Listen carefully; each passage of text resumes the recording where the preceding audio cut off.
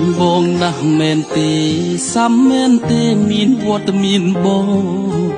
សួរមិនចង់ឆ្លើយឆ្លងធ្វើដូចបងនេះអន់ខ្លាំងណាស់តាំងពីយើងស្គាល់គ្នាបងធ្វើខុសលើអូនអ្វីខ្លាំងបើទៅ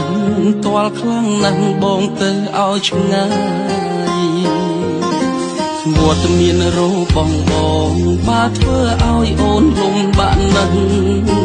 ឃើញមុខបងអូនស្រេញមិនរីករាយភ្លើងស្តុបលោកក្រហ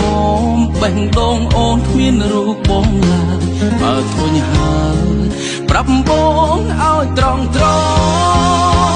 អញវត្តមានបងបើធ្វើឲ្យរូបអូនរីករាយអញវត្តមានបងបើធ្វើឲ្យអូនមានក្តីសុខ